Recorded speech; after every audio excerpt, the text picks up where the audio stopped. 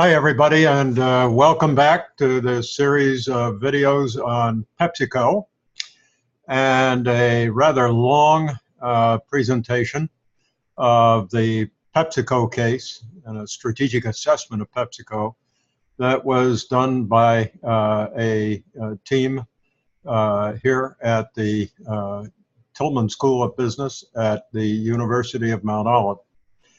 In this video, we're going to talk about two parts of the assessment. Part 3 about the industry structure, and Part 4 about a summary of PepsiCo's strengths and weaknesses. And with that, I think I'll just get right to work and bring up the first of the two PowerPoints, the first one being on the industry structure. You may recall in the last video, part 2, we talked about the economy and markets that drive PepsiCo's performance potential. And so the third element of the external environment is the industry structure, and that's what we're going to talk about now, just as soon as I bring it up. So let me do that. Let's see here.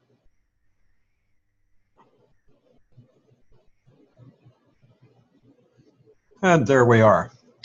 Here we are talking about the industry structure. The person who made these slides was somewhat of an artist, she let's see if I can. There we go. Having a little trouble advancing slides here, she prepared a competitive map. That's a graphic device that, frankly, Michael Porter came up with, and it was just intended to show companies' participation in market segments or industry groups when companies had complicated product lines or product mixes. And this is simply a graphic way of comparing PepsiCo to some of its rivals in terms of its product mix. So we can see down on the lower left-hand corner that PepsiCo's Frito-Lay has a great big bunch of its business in dry snacks. And here we're looking at Just, the snack business and the competitors in that line of business. And we see, of course, that Quaker makes breakfast bars, and has a fair bit of business in that. And then, frankly, the problem with the little circle that says cereal is that if you made it any smaller, you couldn't get all the letters in. But in fact, PepsiCo's cereal business is quite small, especially compared to its rivals. You can see that PepsiCo's most important rival probably is Mondelez, because it makes lots of other casual snacks in the form of cookies and crackers. And then we see at the top of the columns for Kellogg and General Mills, as well as Nestle, CNC, which means cookies and crackers. So there are a lot of manufacturers of cookies and crackers, but there aren't as many manufacturers of dry snacks as there are cookies and crackers. And then we see that the other rivals also make breakfast bars. So this is simply a graphic attempt to try to show where PepsiCo concentrates, and we can see that it's in dry snacks. So here we are looking at a similar competitive map for beverages, and we see, again, down in the lower left, that PepsiCo's circle, which represents the size of the business, in carbonated soft drinks, CSD, is not as large as Coke's circle in CSD. And we've talked about that earlier in this program. Non-carbonated soft drinks, the two circles are supposed to be about the same size. Frankly, there was a time when PepsiCo was a lot larger in non-carbonated soft drinks, and it looks like PepsiCo is now in the process of regaining its leading position in that category. And then we see bottled water. And again, the two circles are supposed to look about the same size. I'm not sure that they do in this graphic, but they're supposed to. Anyway, then we have non-carbonated soft drinks being made by Dr. Pepper and carbonated soft drinks, both on a much smaller scale. And again, these circles are not to scale, because if they were, Dr. Pepper's circles would be a lot smaller. Monster makes some non-carbonated soft drinks and some carbonated soft drinks. Frankly, I think this is a typo. I think Monsters mainly are carbonated. But again, the circle is too large. It's not to scale. Monster is really making quite a run in terms of simply the growth of its sales and profitability. And it's captured a lot of attention of analysts in this industry. No doubt about it. Both Coke and PepsiCo need to pay attention to Monster, because Monster is making a difference. It's coming out with some really intense beverages. And long story short, it's capturing market share from both Coke and Pepsi. And then we have Nestle, which is a major manufacturer of bottled water, along with a lot of other food products, some of which probably do compete with PepsiCo. But the real item here that we care about is Nestle's bottled water, because it simply has in some years been ranked #1. So it's a real contender.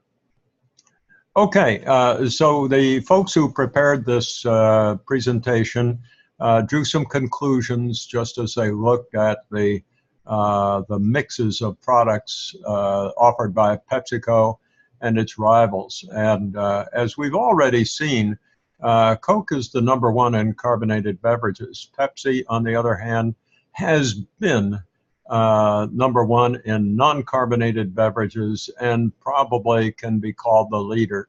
Whether it's Tropicana, which is more important in the market than Minute Maid, or it's what am I trying to think of?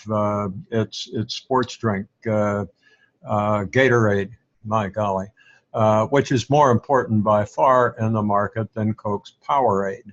And in the early years, Aquafina, PepsiCo's bottled water brand, was much more important than Coke's Dasani. In the last couple of years, Dasani has definitely picked up market share and either equals or surpassed Aquafina. But this year, in 2017, the reports that I've read have Dasani back in front. So there's some serious rivalry here. But I think on balance, we can say that Pepsi does lead in the non-carbonated category. On balance, that's sort of the way the beverages look. However, we've still got Dr. Pepper and Monster to keep us honest here. They're especially Monster. It's making a difference, and it's new, and it's kind of exciting. In the snack food category, we've got the cookie and cracker and snack bar manufacturers, Kellogg's and Mondelez, and General Mills is a leader in the cereal category. And PepsiCo just isn't a major player in the cereal category. But its Frito-Lay division is absolutely the 10,000-pound gorilla in the snack food industry. We'll see that. We've already seen it, I think, in the earlier parts of this program. And we'll see some more numbers as we go through the program. but Frito-Lay is definitely the snack food leader worldwide. And then a little comment down in the lower right-hand corner about the difference between Quaker and the other two cereal and snack bar manufacturers. And as you can see, PepsiCo's reason for acquiring Quaker was not to get into cereal and snack foods. It was to get Gatorade, which was a product that was owned by Quaker. And that's the one that PepsiCo has really capitalized on. So here's a comparison of how the rivals look financially. And I won't linger on these numbers too much, just to try to point out some differences. You can look at the numbers and ask questions of yourself as you will. The numbers for 2017, of course, are estimates from Value Line. Whether they come true or not, we don't know yet, but we can certainly look at 2016 and draw some pretty clean comparisons. And we see that PepsiCo is the largest, larger than its two major rivals. That's because it offers products that are offered, or the same kind of products or categories that are offered by both rivals. Each of the other rivals, Coke and Mondelez, offer only one kind of product, either beverages or snacks. PepsiCo offers both. And because the costliness of manufacturing snack foods, baking, the cost of bakeries, the material, labor, overhead is higher than it is for beverages, you can see that Mondelez's operating profit margin is lower than PepsiCo's, but PepsiCo, since it makes both beverages and snacks, has a lower operating margin than Coke, which makes only beverages, and beverages are more profitable than snack foods. But when we look at the rate of return on invested capital, we get another story, and that's because among other things, PepsiCo has driven down its shareholders' equity. The sum of its equity and debt, which makes up invested capital, is proportionately lower than the others, but its operating profit relative to invested capital is a whole lot higher than Mondelez by a long shot. And it's even a couple points higher than Coke. So in terms of productivity of capital, you give it to PepsiCo with an 18.7% return on investment last year, looking at something like an 18% rate of return this year. In terms of return on equity, you've got to look past that 62.9% of PepsiCo last year, because what had happened was PepsiCo had bought back a number of shares, driven down its equity, as I mentioned a minute ago, and so its net income divided by a much lower equity created a large and misleadingly large fraction, I would add. I think the correct basis to evaluate these companies is ROI, return on invested capital. I think that's a fair basis. When we get to leverage, that is the measure of financial risk, the portion of invested capital represented by debt, we get another picture entirely, and that is that PepsiCo has really high leverage compared to Coke and Mondelez. Mondelez clearly is a very cautious managed company with 34% debt last year, maybe 33% debt this year. That's a nice balance. Essentially 1/3 of its capital is from debt. Remembering that the price of debt, interest rates, is low, and remembering also that PepsiCo has been making acquisitions, Mrs. Nguyen's decision to accept the higher risk of higher leverage and go ahead and make those acquisitions and buy back the stock, and with a rate of return of 19% or 18%, and a cost of capital in the form of interest rates anyway, of 4 or 5%, as long as you feel comfortable in servicing the debt, that's not a bad deal. You borrow money for 4 or 5%, you invest it and get 18%. You give the bank back its 4 or 5, and you keep the 13 or 14. I think as long as you know, as you're comfortable doing it, I'll do that all day long, won't you? And I think that's sort of the calculus that Mrs. Newey made, that if you were going to use borrowed money, this is a pretty good time to do it with the interest rates as low as they are. They're probably not going to stay this low for much longer. As a matter of fact, they've already begun to rise. So Mrs. Newey timed it pretty well, and the proof of the pudding is in the eating.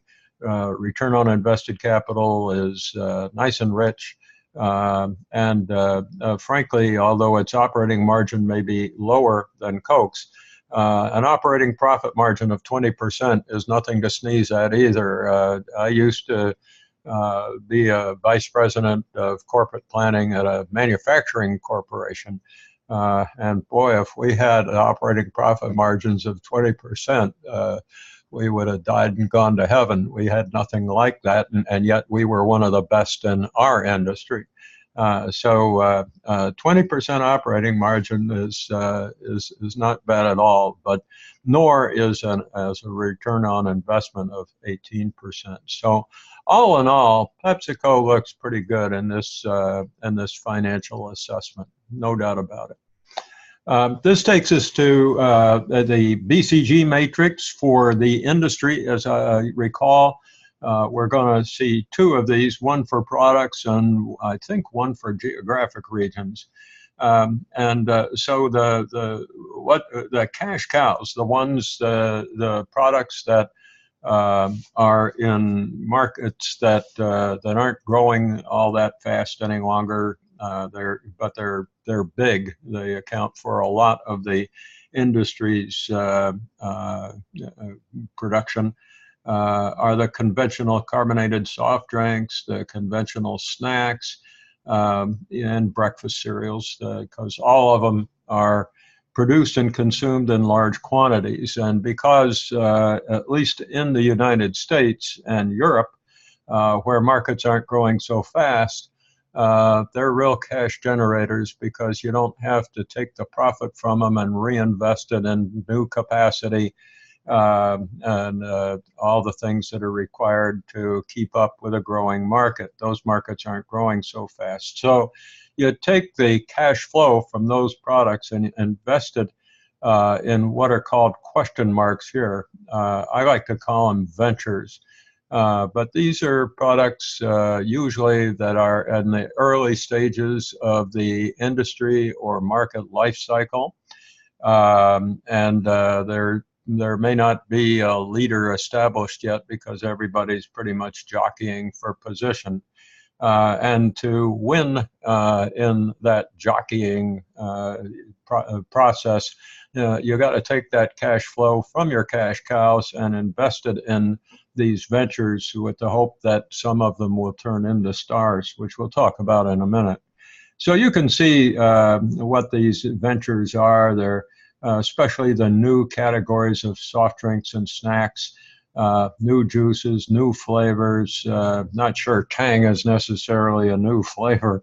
I think it must have been for the person who prepared this exhibit, but frankly, Tang was around when I was a kid, and it's been a long time since I've been a kid. So, but it's new, particularly where we saw it, I believe, in the last in part 2 of this program, in the developing countries like India. And the breakfast and snack bars, perhaps those are a relatively new category, although they've been around as well. So I'm not sure that if I had made this chart, I would have put all these products in here. Bottled tea probably is a relatively new product. I don't see the bottled coffee, cold coffee, that PepsiCo has agreed with Starbucks to produce. So in any event, what we try to do is cultivate these question marks, these ventures, in the hope that they will capture a larger share of a growing market. And you can see over on the left side we have bottled water, which is definitely a star. You know, the demand for it is growing, and it's becoming a much bigger part of the beverage industry. Health drinks also are turning out to be that way, and healthy snacks are, for instance, Lay's baked products. Real question about juices. I don't, as I recall, what we saw in part two was in India, for instance, juices are important, but in the United States, they've become less important, including orange drink, which affects Tropicana. I don't know whether that's going to be a permanent thing or not. If I were PepsiCo, I'd give it a run. I'd invest in the promotion of juices and juice drinks. I think PepsiCo has come out with a couple of new brands. I think one of them is called Naked, but properly promoted and advertised, I would think that juices would have an opportunity to become a growth category again. In any event, that's where the folks who prepared this presentation put them. We got a couple of dogs, that is low share of a declining market. Frankly, when the market's declining, it doesn't matter too much whether you've got a low share or not. It's the whole category is going to go away, or something like that. So Kool-Aid's a good example, and so are sugar-coated cereals. When I was a kid, sugar-coated, I can remember some of the drinks, some of the advertisement about sugar pops and all these fun cereals, until everybody found out they rotted your teeth and made you fat. So at that point, folks started thinking about healthier options. Okay, so this takes us to a different approach to doing a BCG matrix, and I think it's extremely helpful because sometimes products are only stars or cash cows or ventures in some countries, but they take different positions in other countries. And it's often helpful just to look at the countries themselves. And so we see the cash cows in this diagram are the US, Western Europe, and Scandinavia. That makes sense. These are mature regions, mature countries. Generally, they're all cash cows. They make an abundance of earnings. They generate positive cash flow. And what do you do with that positive cash flow? Well, you invest it in markets that have greater growth potential. And some of the possibilities here, I'm not sure that I would agree with all of them, but I think this probably does characterize PepsiCo's general thought process. What makes me a little hesitant to draw a clean conclusion is just what's going on in these countries. As you probably know, Russia is under a lot of pressure from the United States and the European Union by virtue of the sanctions that have been put on Russia as a result of Russia's invading and annexing the Crimea and supporting the turbulence and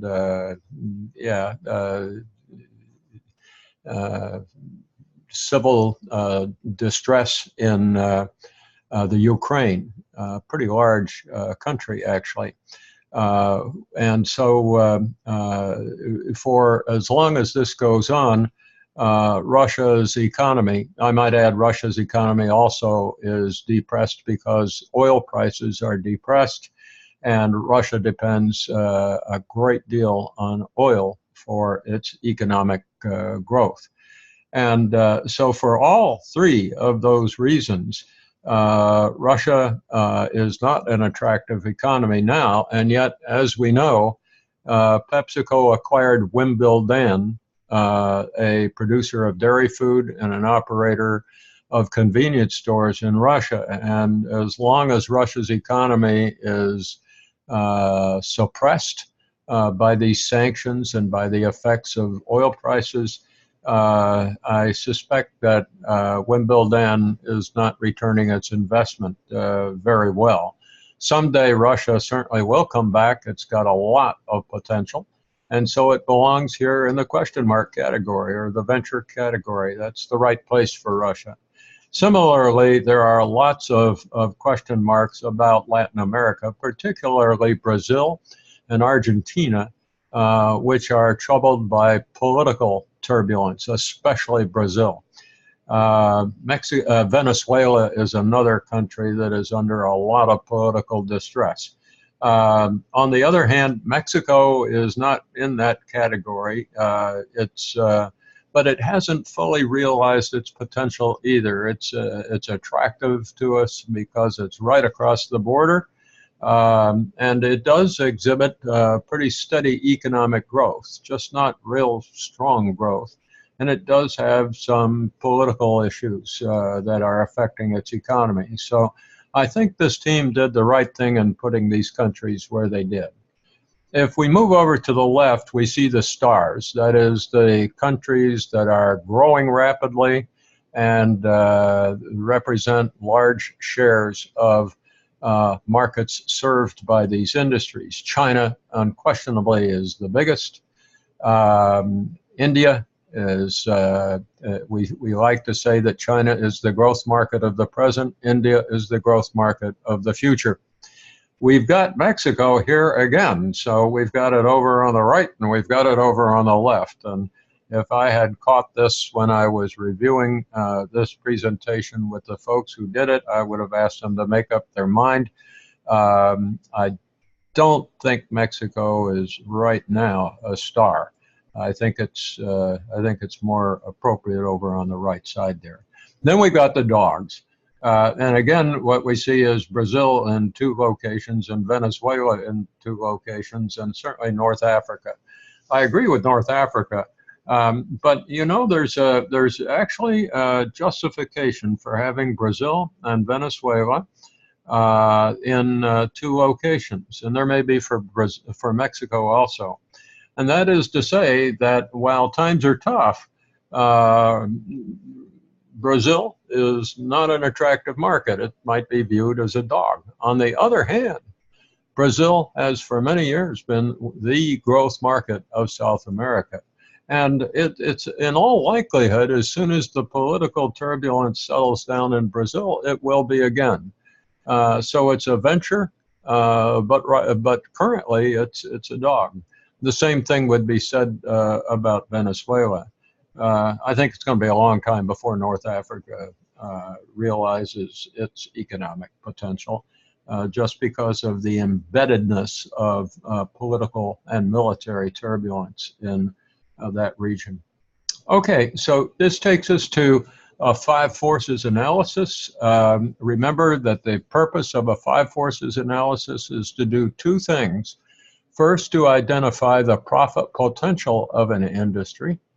And second, having done that, to identify strategy priorities in order to neutralize or overcome the strongest forces that push profit down in an industry. Remember, we don't do the 5 forces analysis to analyze a company, but rather to analyze an industry and then draw some conclusions from what's going on economically in the industry to draw some conclusions about where our priorities need to lie if we're going to have a strategy that enhances or encourages our firm's profitability.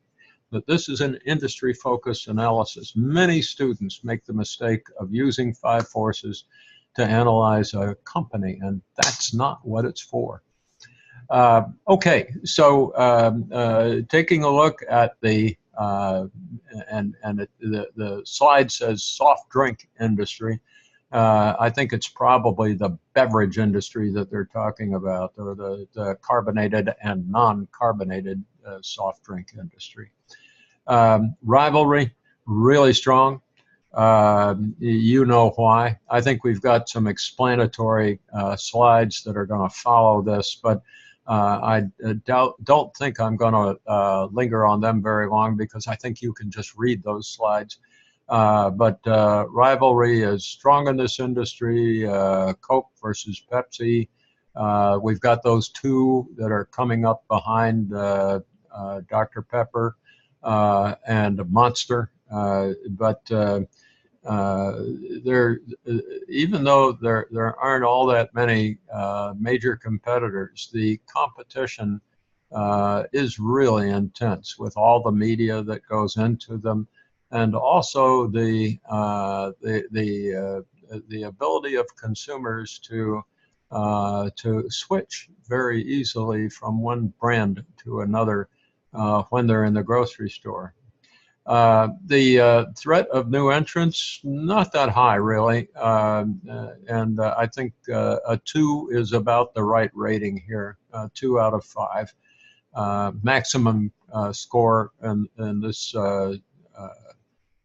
protocol is 5. This is a 5 scoring system with 5 as a maximum and 0 as a minimum.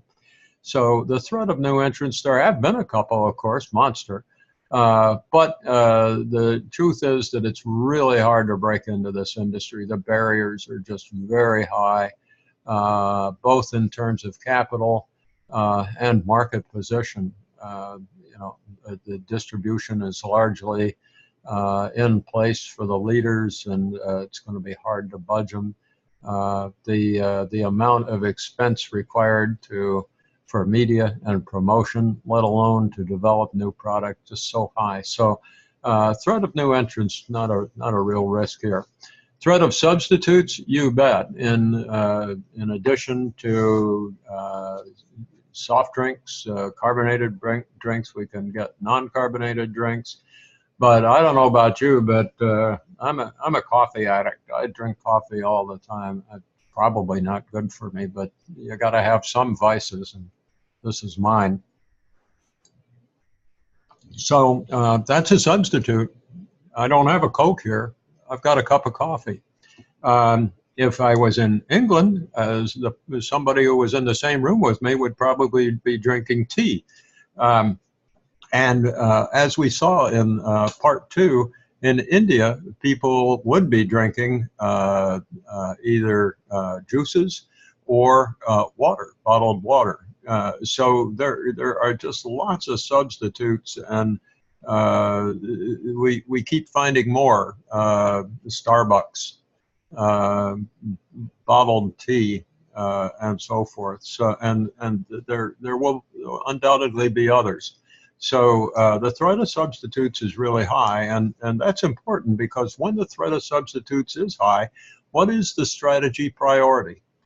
You've got to be the substitute, okay? If you're not, somebody else is going to substitute for what you've got. And if they've got a substitute that quenches thirst or refreshes people, whatever it might be, then both of those products, your product and the substitute, are satisfying customers.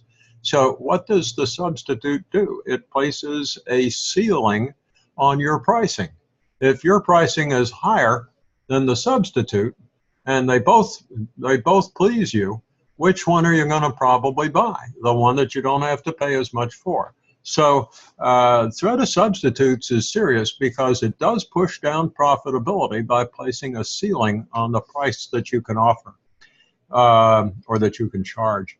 Buyer power, gotta watch out. Who's the buyer here? It is not you and me. Not you. When we go to it's not the consumer. Ultimately it is. But it's the grocery store chain, isn't it? Or it's the quick service restaurant chain, or the convenience store chain, or the wholesaler. They are also buyers, and vending machine operators. But primarily it's those first three: the grocery store chain, the quick service restaurant chain, and the convenience store chain. And they do have some buyer power. Now, I think this team again has it about right. It's higher than a 2, and it may not be as strong as a 4. Why not? Because just imagine that a grocery store didn't have a Frito-Lay product. Mrs. Smith and Mr. Smith might just go to another store to get them because they're the most popular. If you didn't have Gatorade, if you didn't have Tropicana, if you didn't have Mountain Dew, customers might go elsewhere to get it because they're really popular. So the grocery store is crazy not to do business with PepsiCo, and it's crazy not to do business with Coke. And so the grocery store chain does have some bargaining power. If Pepsi or Coke want to give them a good deal, they'll buy more of it this month. And that includes Pepsi or Coke giving rebates for advertising and promotion, helping to put up the displays and all the things that go on in a grocery store. So the buyer has some power in negotiating the terms of the deal, but not to the point where they can say to Pepsi, go away, I don't want to do business with you anymore. That'd be crazy. And they're not going to do that. So, what's the buyer's power here? I think it's sort of in the middle, and 3 that's okay with me. Supplier power, we got bottles, cans, sugar, non-sugar sweeteners, the banks, labor, but PepsiCo and Coca-Cola and the others can go just about. They can go to a lot of different places to get the materials and the other inputs to their production process. So it's low. So what do we have here? We have rivalry and the threat of substitutes with a buyer power not negligible, but essentially we've got intense competition where coming up with a new product that substitutes for and possibly replaces what's already on the shelf. That's the nature of the competition here, and it emphasizes the need for research and development and the development of new products, and also market research to figure out just what it is that consumers are looking for, as well as because of the buyer power, continuously working with the retail chains and the convenience store chains and the quick service restaurants to be a good partner. If you put those elements together, you probably have a winning formula. Okay, with savory snacks, and again, I'm not sure the term savory snacks is appropriate because they've got savory snacks and baked snacks and various other kinds of snack foods that Frito-Lay makes. But the rivalry isn't as high. You see, it's not nearly as high as it is in the soft drink industry. Why is that? Because there's one 10,000-pound gorilla in that industry, and it's Frito-Lay. And so, yeah, there's competition, but everybody knows who the leader is, and that's that. What's the threat of new entrants? It's the same as in beverages. There are new entrants, but more likely in other countries. In China, there is a threat of new entrants. There it would be higher, I think, than a 2. And the same is true in India. But in the largest markets that PepsiCo is in, namely North America, the threat of new entrants is almost negligible. So if you average them out, you get about a 2, I think. Threat of substitutes, a snack is a snack is a snack. There are substitutes. What are substitutes? I'm not sure this team got this one right.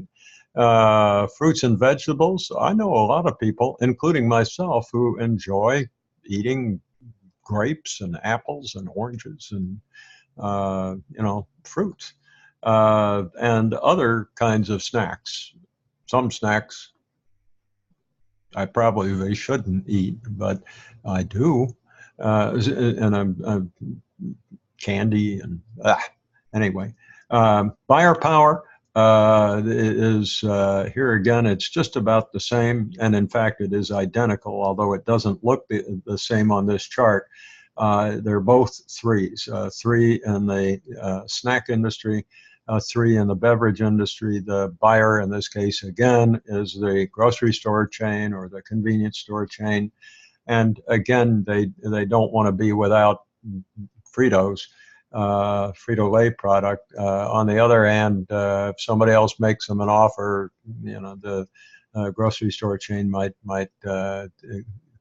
take advantage of it. And supplier power, again, frankly, the suppliers have a little more power than in the beverage industry. One of our clients in the old days was one of the big potato growers out in Idaho, and that company supplied potatoes to McDonald's, oh boy, and to Frito-Lay. You can just imagine how many potatoes Frito-Lay consumes in order to make potato chips, and how much cornmeal it consumes in order to make corn chips. So because the numbers are so large, the supplier certainly wants Frito-Lay as a customer, but Frito-Lay has to get the potatoes and the cornmeal from the supplier. And so there's a fair amount of negotiating, price negotiating there. If I had done this, I might have put that supplier power bar a little higher on this chart. But these folks have the right idea, and I think they did a good job in this chart. Now, here we've got an explanation of rivalry and threat of new entrants and substitutes and bargaining power of buyers and suppliers. And I'm going to let you read this slide and the one that follows, just because I think I've pretty well covered the main points. But you'll see some other worthwhile points to consider in this and the next slide. Oh no, this one I guess we ought to talk about just a little bit. So we have conclusions. In the snack foods industry, the 5 forces are generally low. Profit potentials are high in the snack foods industry. The beverage industry, it's a little more. Rivalry and threat of substitutes, definitely what's going on here. And PepsiCo, in order to win this game, has to be the substitute. There's just no other strategic priority when you've got a threat of substitutes. You've got to be the substitute. So there's a premium on new beverages and product development. But we've got the buyer power, so we've got to cultivate good relations with groceries and quick service restaurants and convenience stores. I think these guys just got this conclusion right on the button. Threat of substitutes is the most impact. I think that's also true. But all 3 of those factors is true. So as sales in the carbonated soft drink industry decline, that is certainly true, rivalry intensifies because each rival attempts to maintain its sales by cutting prices, offering grocery chains promotions, price reductions, and so forth, which of course pushes profits down. We know that carbonated soft drink consumption is declining because of health concerns.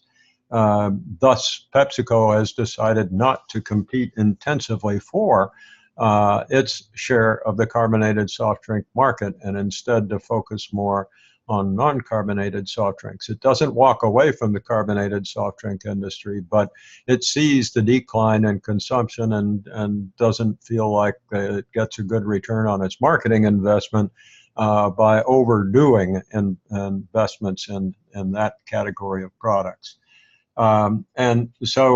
The industry profits in the snack food industry, among other things, just depends on continuing to come up with new products and really making your customers, those grocery store chains, feel like you love them.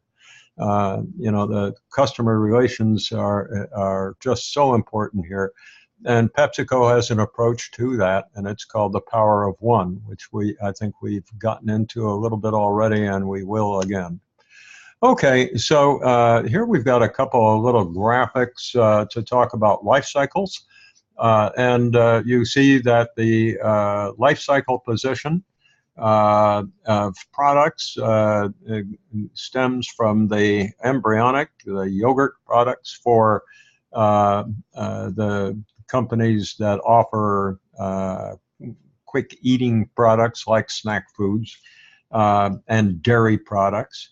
PepsiCo has gotten into dairy products through Wimbledon and later on through a small acquisition.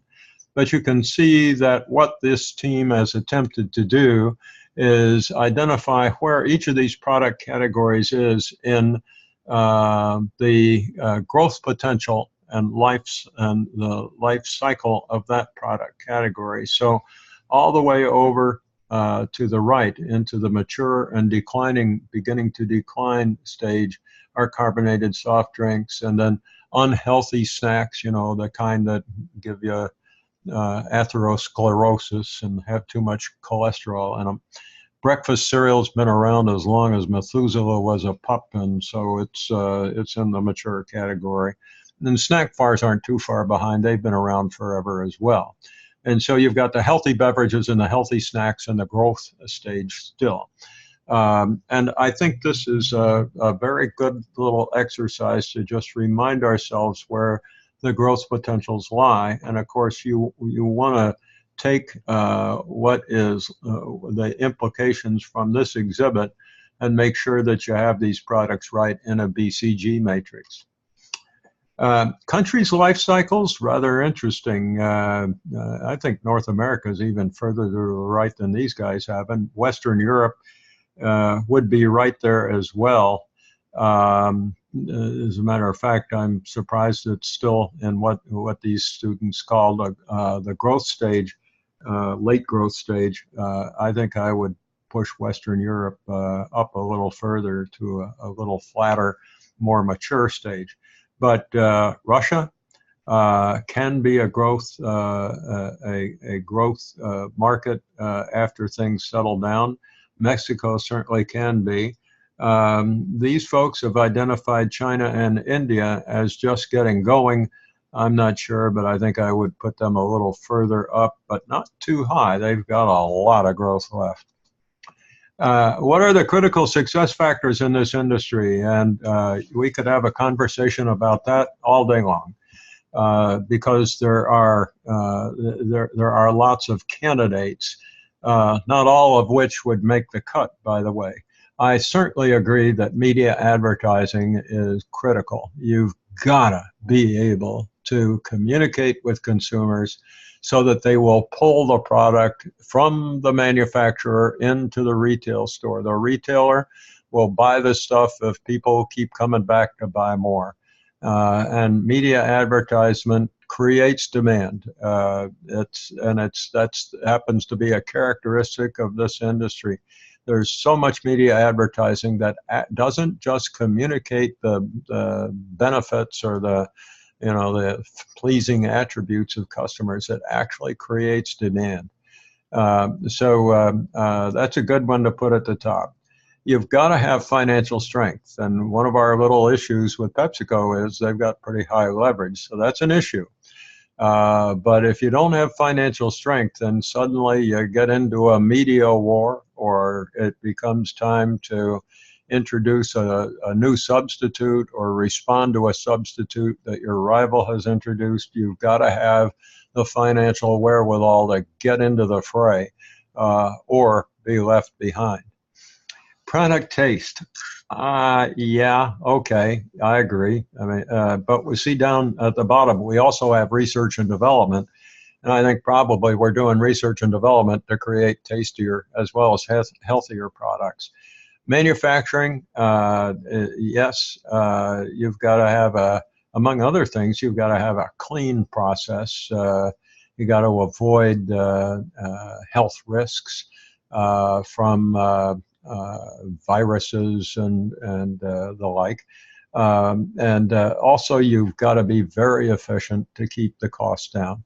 Innovation, again, I sort of put down with research and development, but not entirely, because you need this research, you need market research, you need to before you can develop a new product, it really helps if you know what you're looking for. And distribution channels, the relationship that customers, these rivals have with the chains, the grocery store chain management, and quick service restaurant chains management, and convenience store chain management. Distribution channel is, if you're really not doing well and have a good working relationship with your distribution channels, you're just out of the game. They are just critically important. So, believe it or not, that wraps up our discussion of the industry structure. And I think these guys did a good job of just sort of putting it all in perspective. In any event, that will finish our discussion of the industry structure. And so let's move on to capabilities now. Of course, that assumes that I can find it. And I think this is it. So let me just see if I can share this one. Yeah, there we go. And it looks like I've got to get us up to the starting point. Okay. And here we are, and we're going to take a look at PepsiCo's capabilities. You can see we're going to do it in 4 steps to look at the financial results, their operating capabilities, their operating resources, rather, and skills, their strengths and weaknesses, and then sort of try to tie it all up with some sort of a rating device called a critical success factor report card. Okay, financials are, again, we've talked about them a little bit already. As you can see, PepsiCo's sales really rocketed after the recession ended in 2009. They just really took off. But they didn't take off just because the market got better and people felt like buying more beverages and snacks. You don't grow from about $42 billion to $67 billion. What's that, about $25 billion of added sales? That's not due to the market growth. That's because PepsiCo bought some companies. And so acquisitions accounted for a lot of that. Don't hold me to this. I'm really, I should have these in my notes before I start recording like this, but I don't have it squared away in my memory.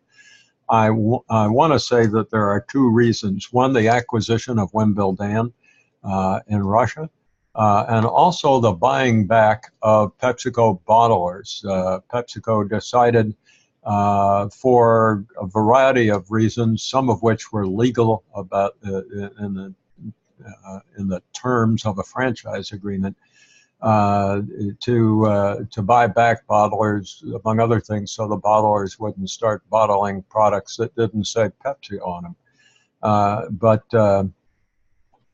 There were substantial acquisitions. You can see that after the acquisitions were done in 2011, things kind of went into a funk. And in fact, last year declined. Why is that? That's a great question. But I think it has to do with factors that we've already talked about. First of all, Russia's economy is in a decline. PepsiCo does a lot of business in South America, and Brazil, Argentina, Venezuela in a decline. Mexico not rising. Even in the United States, there's been a little squeeze in the consumer's budget. Consumers are doing better now, but wage rates aren't going up as fast because there's so many folks in the unemployed not based on the unemployment market, but the folks that aren't even counted in the unemployment statistics, a large population of people that are available as labor. And so employers until recently haven't had to increase wage rates a great deal. But I think, I left out the fact that Europe's economy hasn't been growing that much either. As a matter of fact, it's been kind of sluggish over this period we're looking at. So I think what we're looking at is simply PepsiCo being on the receiving end of less than exuberant market conditions. Will that turn around? Eventually, yeah. But what should PepsiCo be doing in the meantime? And frankly, it is what they're doing, and that is they're coming out with lots of new products to try to capture market share from the rival. Of course, the rival's doing the same thing, and so rivalry intensity has gone up as a result, back to the five forces. As we can see, both due to the costs of the acquisition and the time it takes to get an acquisition paying, along with the fact that bottlers are not as profitable as the sale of concentrate to those very same bottlers. When the bottlers were bought in, the profitability, the profit margins came down a bit. But in addition to that, we've got the problem of simply relatively low volume and yet costs rising, so profit margins come down a little bit.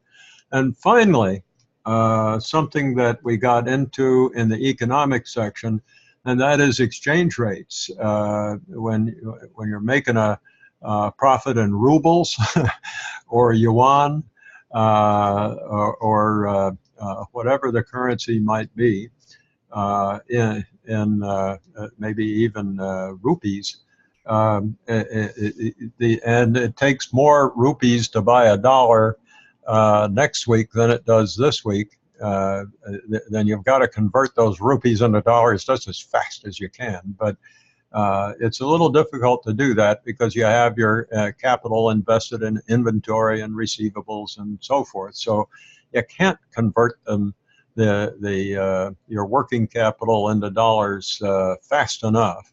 And so exchange rates have a lot to do with this chart that shows operating profit margins declining.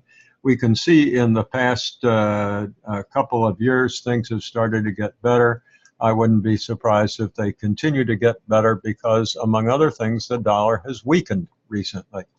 And we see economic conditions improving, not in Russia, but in Europe and even a little bit in South America and India. So all in all, it's been a little rough, but my guess is that as we move through 2017 and beyond, PepsiCo's numbers will begin to smile a little more. But that flat sales line, that's something that really, has to be looked at seriously. And PepsiCo has got to have a look at just what it does to get on the grow again. Return on invested capital pretty much parallels the trend in profit margins that we saw, as does the rate of return on equity. So I'm not going to linger on those charts. We see that in order to make its acquisitions and to continually fund its operations while at the same time buying back stock, the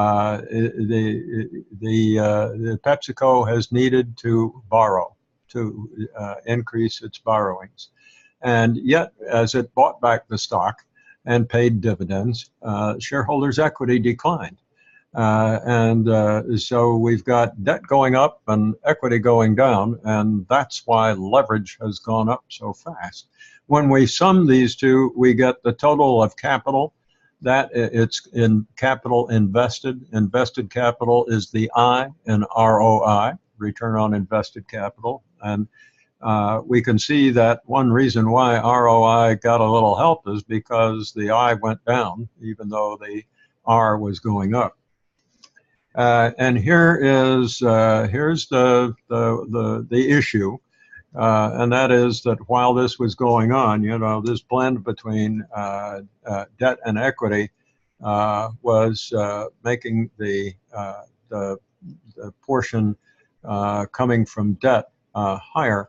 And now that number, this line stops at 69%. I'm not sure why it does, but it goes up beyond. It goes to 73% in 2016. So we got a little graphic mistake here, but you can definitely get the idea as you look at this line. This financial risk has risen. And if you simply look from 2007 to 2016, you could draw a line through that.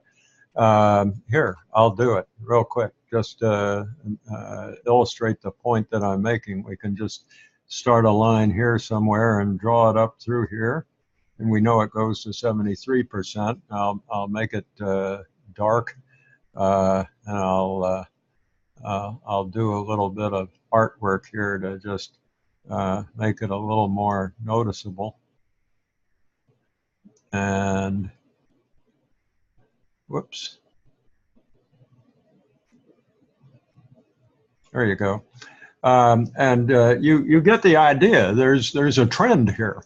And trust me, financial analysts are looking at this trend. And so is Mrs. Nguyen. She was PepsiCo's chief financial officer for a while. She's quite skillful in finance, and I'm quite sure that Mrs. Nguyen has drawn the very same line that I have, and I am assuming that she has already decided how to reverse the trend in that line, because it's gone just about as far as it ought to go.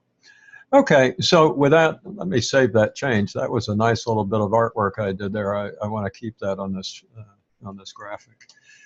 So we're going to talk now about PepsiCo's capabilities, and I really love where this team went with capabilities and its research and development. When I actually was employed by PepsiCo for a little while as an internal consultant, and there was one research and development lab, and there wasn't much of one. Now, that was a long time ago.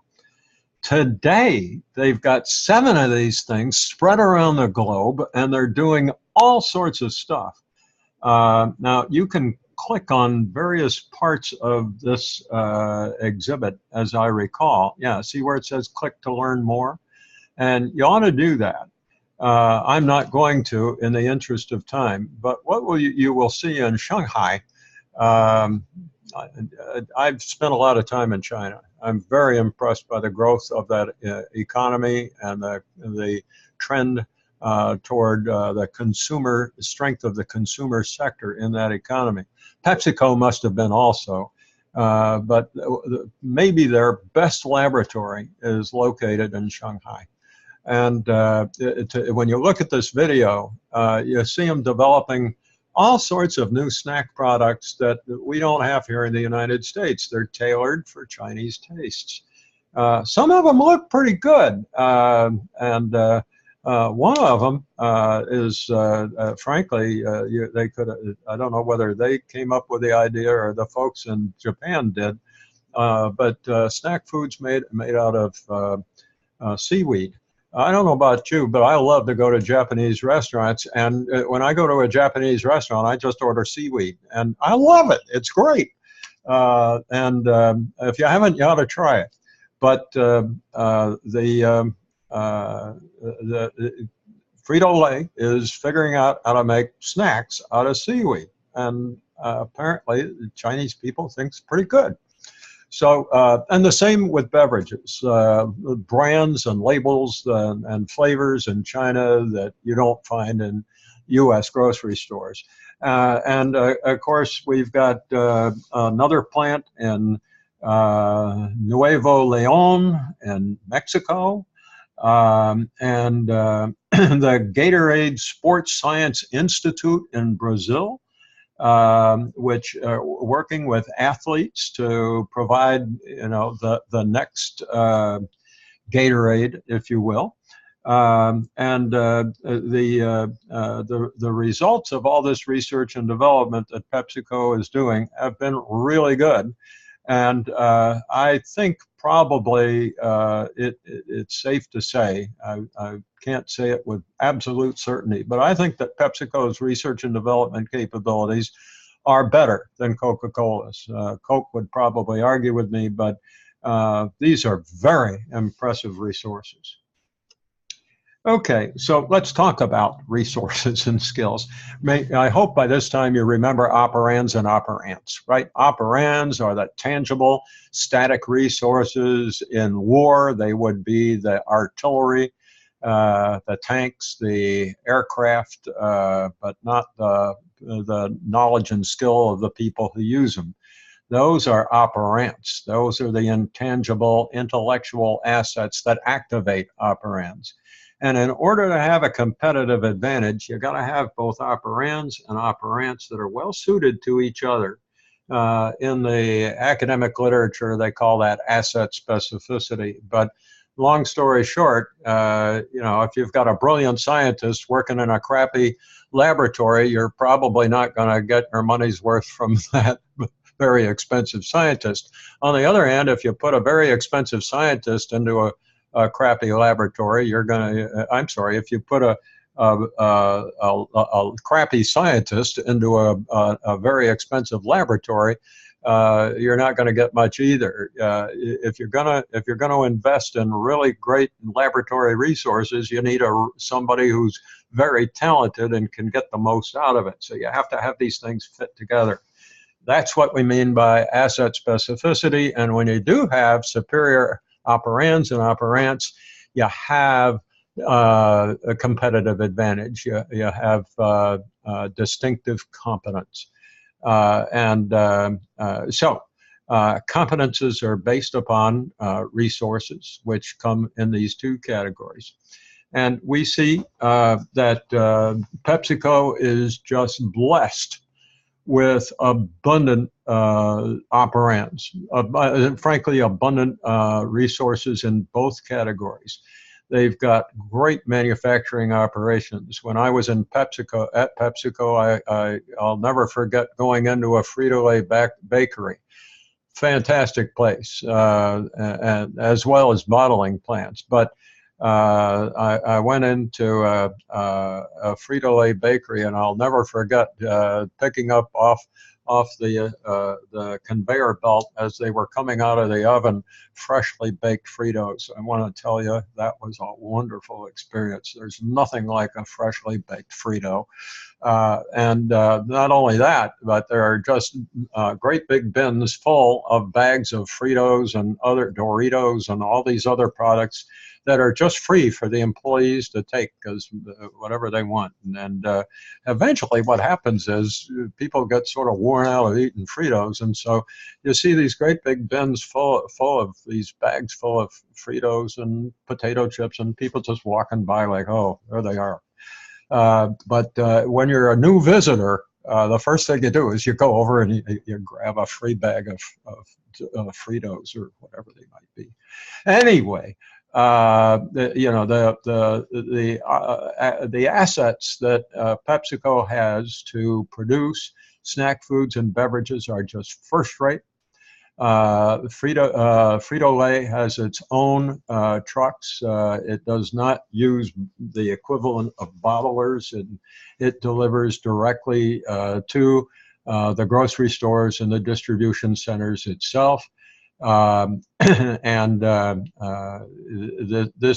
This is very important because the truck drivers have a contract that provides them with an incentive to arrange the merchandise on the shelves so that it's very appealing, good looking, nice and neat, and so forth.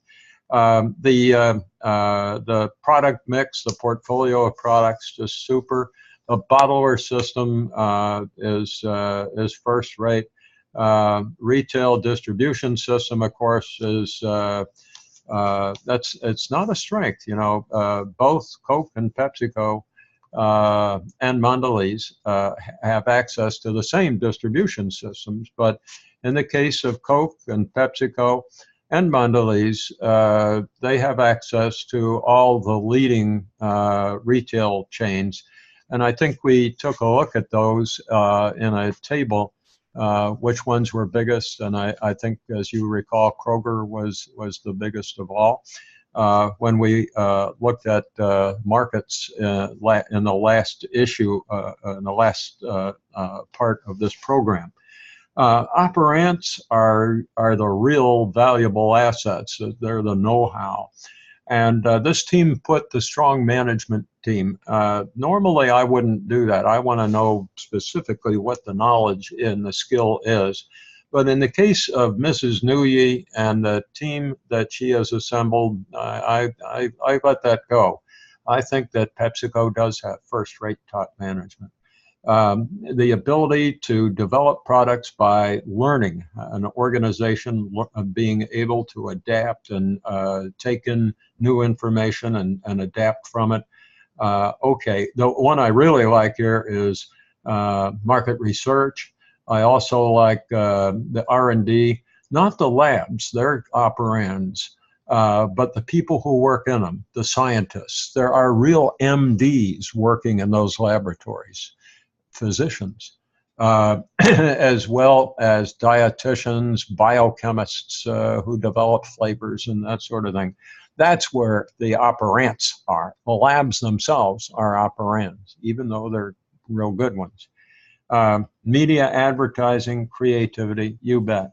And then the power of one. Now, I think we may have already talked about it, but just to refresh your memory, and for those who may not have heard me talk about this before, the power of one is an approach to dealing with chains, retail chains primarily, retail grocery chains primarily, but it can apply to quick service restaurants and convenience stores too, but really retail chains. Roger Enrico, one of the prior chief executives, realized that PepsiCo was going out to grocery stores and selling its wares and doing its marketing and appealing to the management of retail chains, while at the same time another division of PepsiCo, Frito-Lay was doing the very same thing. And so here you have these people really competing for the time of the buyer at Kroger or Food Lion, whoever it might be. And Enrico realized that something was being left on the table here, and that really these were two divisions of the same corporation, and that they had allies, they had partners in this process. The bottlers, who were their customers, to whom they sell concentrate, and then it's the bottler whose truck arrives at the grocery store to deliver this stuff. And it's Frito-Lay's trucks that arrive at the grocery store to deliver this stuff. And of course, it's the management of the retail chain that's taking it in and doing something with it on their stores. And so Enrico and his team said, hey, look, let's all work together, among other, so that you can sell more of this stuff to the consumer. And of course, we'll benefit too. Let us help you. And let's work together in a team. And so the result was that when Mrs. Smith walks into the grocery store and walks down an aisle, on one side we see Pepsi-Cola, Gatorade, Mountain Dew, all those PepsiCo beverages. And on the other side of the same aisle, what do you see? You see snack foods, Frito-Lay snack foods. There they are all together. If somebody's going to have people over for the weekend or just wants to fill their pantry up with snack stuff, they're going to buy soft drinks and they're going to buy snack foods together. And there they are, right there together. And in return for this space in the grocery store, PepsiCo rewards the grocer with advertising, rebates on advertising, displays that you see in grocery store to promote the sale during Christmas or Thanksgiving or Halloween or whatever it might be. So this is an alliance between all the parties that are involved in the production and distribution of this product. It's called the Power of One. It turned out to be a very fruitful technique, which is still being used today. The real challenge is to keep it alive and vital by maintaining very strong relationships with all the parties involved and constantly reinventing to keep it new and sort of bristly. And that's hard to do. People get bored very easily, and you can get bored even from the Power of One. But the Power of One is a very powerful merchandising technique that Roger Enrico developed. And I think the literature of marketing management really does him a disservice by being ignorant of it. I don't think it has received nearly the attention that it should have. Okay, so now we're going to look at BCG matrices, basically, or a BCG matrix. And this is another one of those situations where I'm going to go over the matrix, and then there are a bunch of slides that follow, and I'm not going to go over those nearly in the same depth. So, and what we have down at the bottom are the cash cows again. And you probably recall, we've got the conventional carbonated soft drinks and the conventional snacks, the breakfast cereals. These are the things that produce the cash, that cash flow, the surplus cash that can be used to invest in the new products that PepsiCo is developing and selling, with the intent that some of those will become gain larger market shares and become stars. And there are stars in PepsiCo's portfolio now, and they include Aquafina, the bottled water, Propel, a new healthy drink. Frankly, there's a new brand of bottled water that PepsiCo has just come out with, and it's got electrolytes in it. And I'm told that it has a somewhat different taste and that people really, really like it, and it's healthy, great for athletes and the like, apparently doing quite well. Frito-Lay has come out with a whole new line of snack foods that are good for you. They're not bad for you. They don't clog your arteries up. They don't give you atherosclerosis, and they taste good too. And then, of course, the question is Gatorade, and the answer is yes. You know, a Gatorade is still a very popular drink, and the sports drink category is still on the grow. The question is, how long can it remain a star before it becomes a cash cow? But it's been a very successful product. And then you remember those dogs. I think the people who put this slide together just used the one that was used earlier to talk about PepsiCo's portfolio. And so now we come to those slides that I'm not going to talk about as much. The person who put these slides together obviously had an artistic bent and liked bright colors and lots of graphics. But stars include the healthier products that PepsiCo has introduced. And we're going to talk about the strategy behind this when we get to the part 5 of this program. But clearly there's a strategy here to develop products that respond to the demand that people have to be refreshed, to snack, but not get sick in the process of doing so.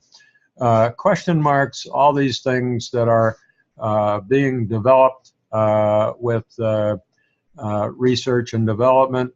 I'm not sure that the person who put this slide together got it all right, because she's indicated that the breakfast bars are in this category. I'm not sure that breakfast bars are a venture. I don't think they're a new product. But I think that there are a lot of new products that PepsiCo is coming up with that, again, Propel and some of these other, high potency waters and things like that. There are, and of course, some of the new baked products that are not yet stars, the new snack foods. And don't forget, in China, snacks made out of seaweed. So there are a lot of new ventures in PepsiCo's portfolio, and this just doesn't do it justice.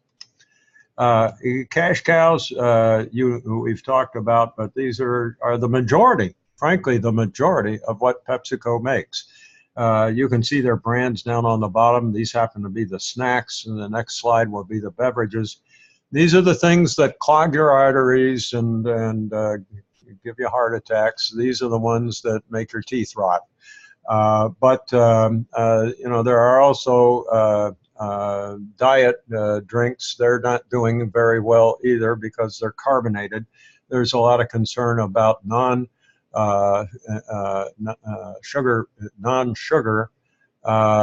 sweeteners like aspartame. They have some health concerns now. And the mere fact of carbonation, to the extent that teenage girls and young ladies drink carbonated beverages, they're more likely to have osteoporosis later in life. I think we talked about that in part 2. So, the beverage cash cows are cash cows because they just get consumed and the profit turns right into cash. PepsiCo isn't working on developing wonderful new sugar-laden carbonated beverages. Those days are over. So the profit that comes out of these products can be invested in developing those ventures. Good news, PepsiCo doesn't have any low share of declining product. Although at some point it may be that the carbonated beverages will get there. Okay, so this takes us to the issue of just, where does PepsiCo distinguish itself in terms of strengths, or because it's not as good as its rivals. And the folks who put this presentation together were impressed by the production and distribution networks, the operands, as it were. The great big product portfolio and its acceptance generally in all markets. Big name brands, lots of them. Now the new health conscious marketing capabilities and the products that have come from them. Its dominance in the snack food industry. Its distribution systems, bottlers and retailers. Its great research and development laboratories, and its top management under Mrs. Nguyen. That's quite a portfolio of strengths, and it really speaks well of just how powerful this corporation is. PepsiCo does have weaknesses. Most importantly, not its inferior presence. Well, I don't know. I guess I'll accept this bullet. Inferior presence in markets outside of North and South America. And remarkably, it's not inferior in China, but Coke is ahead in beverages, not in snack foods. The carbonated soft drink brands aren't a weakness because they're declining for both Coke and PepsiCo, but PepsiCo's carbonated brands are declining faster than Coke's are. Coke does not have a real strong, PepsiCo does not have a real strong position in India.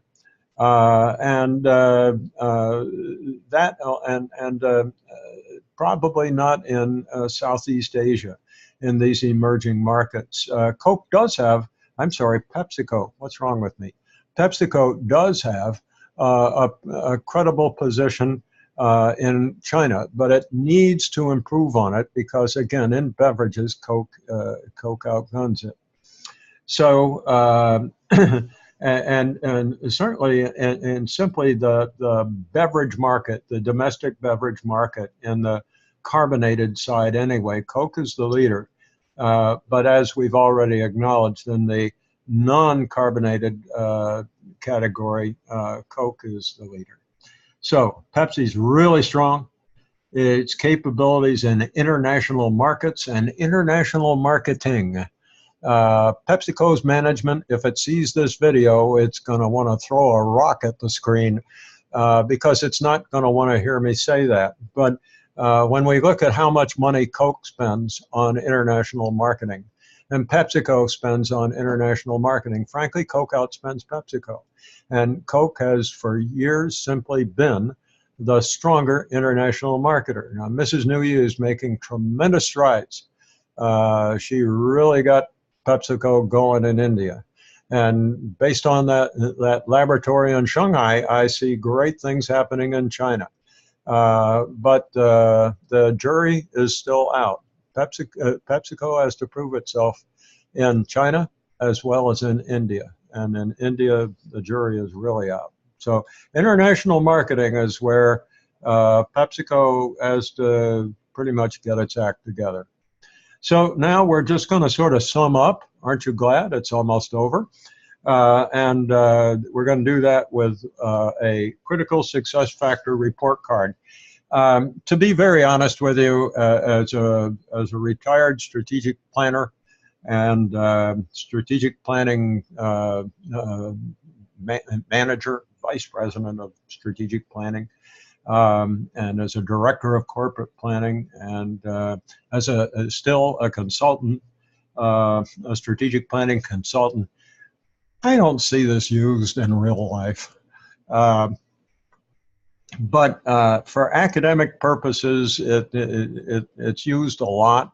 And it might not hurt once in a while to use it for practicing professionals to use it just to sort of sum up their thinking about who's the strongest competitor in this industry and why, for what reason is that rival the strongest compared to the other rivals in the industry. And if you want to do it, here's the general idea of how to do it. You'll list the critical success factors down the side of the page, and that's what these folks did. They just picked up those critical success factors from the industry assessment that we did earlier and weight them. Some are more important than others. And then you rate them, in this case, from 1 to 5.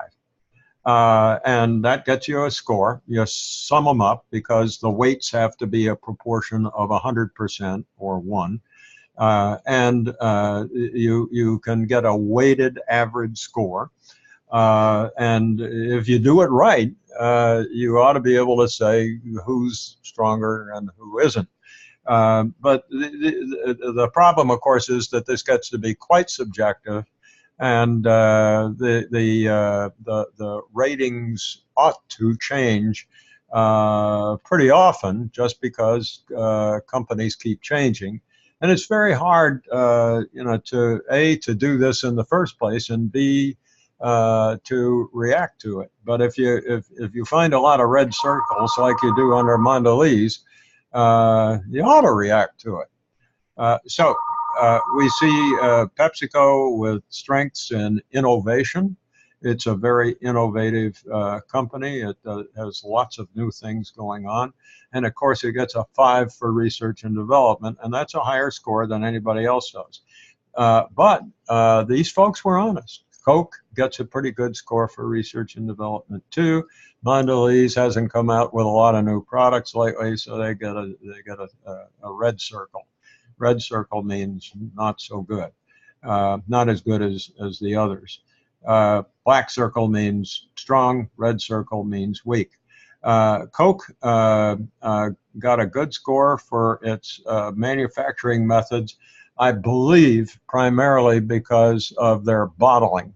But I don't think the particulars in this exhibit are as important as the method and how, if you wanted to, you could trade off. You could compare the strengths and weaknesses of rivals just to see on balance which one seems to be doing a better job, which one in factors in functions that matter. These are all supposed to be functional capabilities, and so if somebody's got a lot of black circles here and another company has a lot of red circles, basically what you're saying is there are a lot of fundamental reasons based on real capabilities, functional capabilities, to judge that one company is stronger than another.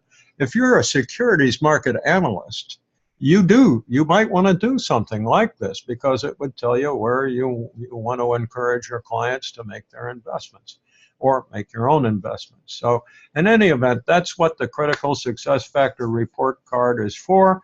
If you believe the folks who put this analysis together, PepsiCo's standing tall against both of its primary rivals, Coca-Cola and Mondelez. And ladies and gentlemen, I think that having drawn that conclusion, we can also conclude this video, which has included 2 of the 5 parts of this program. The first one, the part 3 was about the industry structure. Part 4 was about PepsiCo's capabilities. In the next part of this program, we'll talk about goals, strategy, and implementation priorities. In short, we'll talk about what to do now that we've gathered all this evidence about the external environment and internal capabilities. What will we consider to be success for PepsiCo? What are the goals?